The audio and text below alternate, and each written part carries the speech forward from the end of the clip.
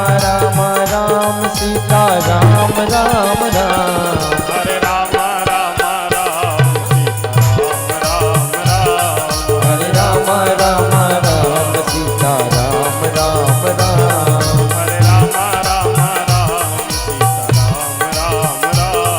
हरे राम राम राम सीता राम राम राम। हरे राम राम राम सीता राम राम राम। हरे राम राम राम सीता राम राम राम। श्री राधा कृष्ण भगवान की जय। श्री हनुमान जी महाराज की जय श्री राम। थोड़ा आवाज बढ़ा दीजिए भैया इसका। सभी लोग एक बार जोर से जय घोष करेंगे। बोलिए मिथिला धाम की जय। बहुत बहुत धन्यवाद सभी भक्तों को जो इस अपने अमूल्य समय में से समय निकालकर इस ज्ञान गंगा में गोता लगाकर अपने जीवन को कृतार्थ किए हैं। आज कथा का अंतिम दिवस जैसा आप सबको विदित है। कुछ हमारे इस जो आयोजन श्री कृष्ण जन्मोत्सव कथा का हम सब लोग देख रहे हैं। निवेदन करेंगे जो इस कथा के प्रतिदिन मुख्य यजमान होते थे हैं श्री दीपेंद्र राय जी, जो कि आपके इस ग्राम के ही रहने वाले। आपसे निवेदन है कि आप आकर गुरुदेव भगवान से आशीर्वाद ग्रहण करें। यजमान श्री दीपेंद्र राय जी। इसी क्रम में निवेदन करेंगे यह आयोजन जो हम सबके बीच हो रहा है, इस आयोजन के कर्ता धर्ता जो कमेटी के हमारे अध्यक्ष हैं श्री रामचंद्र राय जी, आपसे निवेदन है कि आप आकर व्यासपीठ से आशीर्वाद ग्रहण करें। सभी लोग करतल ध्वनि से स्वागत करें। श्री रामचंद्र राय जी, आपसे निवेदन है कि आप आकर व्यासपीठ से आशीर्वाद ग्रहण करें। इसी क्रम में निवेदन करेंगे श्याम नंदन राय जी, जो कि उपाध्यक्ष इस कमेटी के। आपसे निवेदन है कि आप आकर व्यासपीठ से आशीर्वाद ग्रहण करें। श्री श्याम नंदन राय जी, श्यामानंद राय जी, आपसे निवेदन है कि आप आकर व्यासपीठ से आशीर्वाद ग्रहण करें। और जो भी इस कमेटी के सदस्य हैं, आप सभी से निवेदन है कि आप आकर गुरुदेव भगवान से आशीर्वाद ग्रहण करें। अगर इस आवाज को सुन रहे हो यथाशीघ्र मंच पर आने का कष्ट करें। आज कुछ मेहमान हम सबके बीच में आए हैं। श्री महानारायण राय जी, अगर इस आवाज को सुन रहे हो मंच पर आकर गुरुदेव भगवान से आशीर्वाद ग्रहण करें। मंगरौना से आप पधारे हैं इस कथा में, बहुत बहुत धन्यवाद। इसी क्रम में निवेदन करेंगे श्री वीरेंद्र राय जी, जो अंधरा थाड़ी से हम सबके बीच में आए हैं। आपसे निवेदन है कि आप आकर व्यासपीठ से आशीर्वाद ग्रहण करें। श्री ललित जी गौरगम्मा से आप आए हैं। आपसे निवेदन है कि आप आकर व्यासपीठ से आशीर्वाद ग्रहण करें। कमेटी के जो भी सदस्य हैं, आपसे निवेदन है कि मंच पर आकर आशीर्वाद ग्रहण करें। इसी क्रम में निवेदन करेंगे हमारे इस मंदिर के पुजारी जी श्री राम अवतार राय जी, आपसे निवेदन है कि आप आकर व्यासपीठ से आशीर्वाद ग्रहण करें। श्री राम अवतार राय जी। इसी क्रम में निवेदन करेंगे पुजारी जी से श्री चैतन्य नारायण राय जी, आप आकर व्यासपीठ से आशीर्वाद ग्रहण करें। श्री बैजनाथ राय जी, जो कि इस मंदिर के पूर्व पुजारी आप रहे, आपसे भी निवेदन है कि आप आकर व्यासपीठ से आशीर्वाद ग्रहण करें। जो भी भक्त इस आवाज को सुन रहे हैं, आपसे निवेदन है आकर व्यासपीठ से आशीर्वाद ग्रहण करते रहें। इसी क्रम में निवेदन करेंगे श्री राम विलास राय जी, जो मंगरौना से चल के हम सबके बीच में आए हैं, आप आकर व्यासपीठ से आशीर्वाद ग्रहण करें। और आज का जो प्रसाद की व्यवस्था है, श्री रोशन कुमार राय जी, आप धमौरा के आप रहने वाले हैं, आपके तरफ से आज की प्रसाद की व्यवस्था है। आपसे भी निवेदन है आकर गुरुदेव भगवान से आशीर्वाद ग्रहण करें। बड़े ही सौभाग्य की बात कि हम सबके बीच में यह 3 दिवसीय जन्मोत्सव कथा हम सबके बीच उपस्थित रहा बड़े ही धूमधाम से।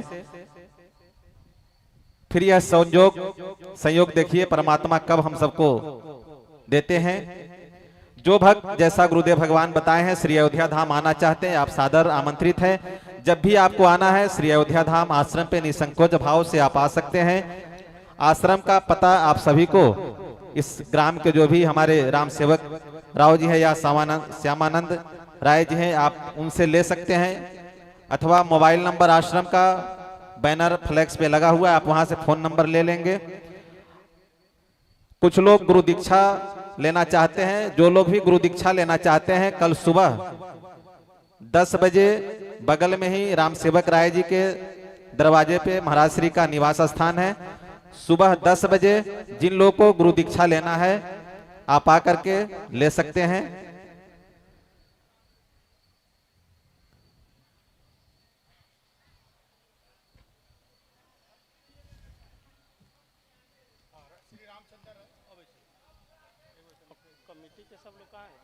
कमेटी के जो भी सदस्य हैं आप सबसे निवेदन है, मेरी आवाज को सुन रहे हो तो यथाशीघ्र अपने कामों को विराम देते हुए मंच पर पधारें। जो भी भक्त अपने मोबाइल कंप्यूटर,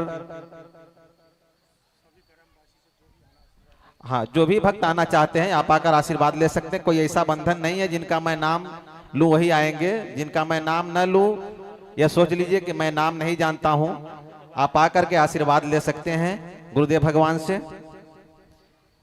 जो भी भक्त सोशल मीडिया से जुड़े हुए हैं अपने मोबाइल कंप्यूटर टैबलेट आदि में सर्च करेंगे इस चैनल को पुष्प टीवी, जिसका मीनिंग है PUSP TV। यह चैनल आपको YouTube पर उपलब्ध हो जाएगा। इस चैनल को सब्सक्राइब कर ले, बेल आइकन ऑन कर दें ताकि जो भी कथा भजन सत्संग इस पर अपलोड हो आप तक आसानी से पहुंच सके। और यहाँ पे जो भी कथा 3 दिन तक हुई है सभी कथा YouTube के प्लेटफॉर्म पे उपलब्ध है। आप उस चैनल को सब्सक्राइब कर लीजिए, बेल आइकन ऑन कर दीजिए। जो भी फेसबुक पेज से जुड़ना चाहते हैं गुरुदेव भगवान के, फेसबुक पे सर्च करेंगे हिंदी में स्वामी रामजी दास, उस पेज को फॉलो कर ले, लाइक कर ले ताकि जो भी कथा भजन सत्संग आगामी सूचना हो आप तक आसानी से पहुंच सके।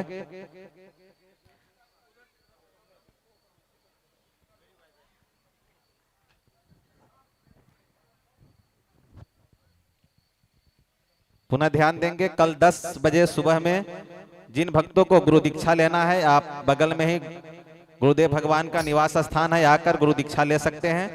सुबह 10 बजे समय से पहुंचेंगे। जय श्री राम।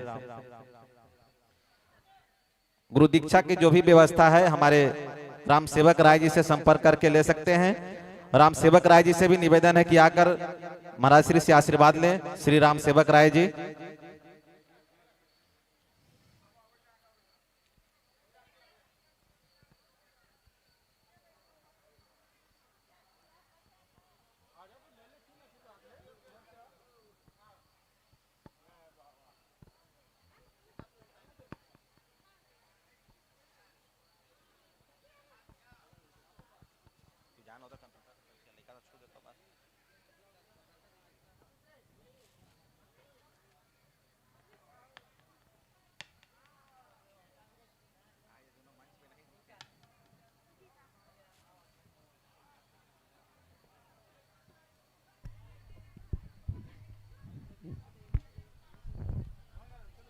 रमा जी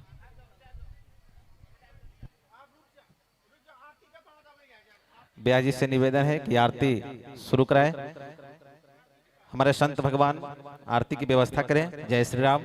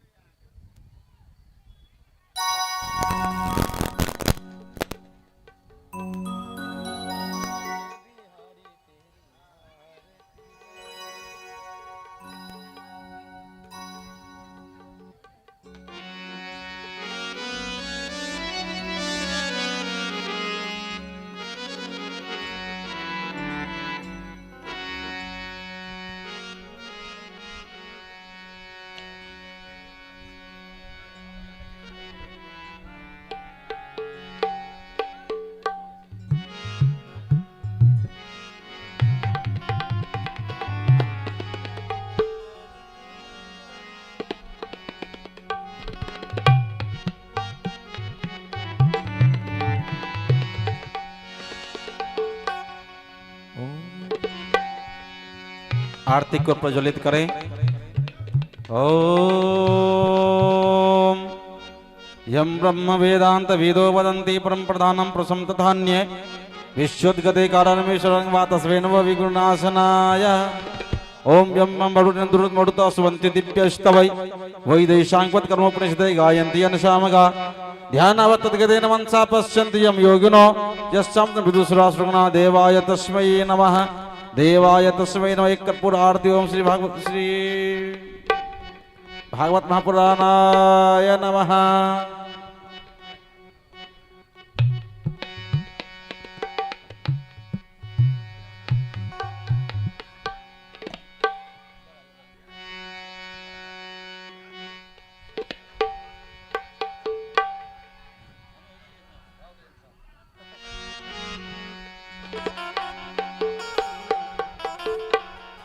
सभी भक्तजनों से निवेदन कि अपने अपने जगह पे सब कोई खड़े हो जाएंगे और आरती में भाग लेंगे।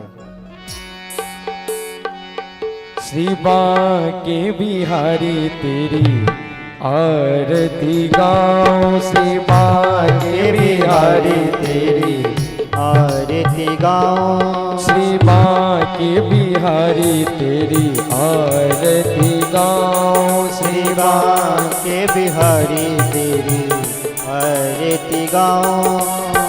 आरती गाओ प्यारी तुम गोरी धाओ, आरती गाओ प्यारे तुम कोरे जाओ, आरती गाओ प्यारी तुम गोरी जाओ, आरती गाओ प्यारे तुम कोरे जाओ।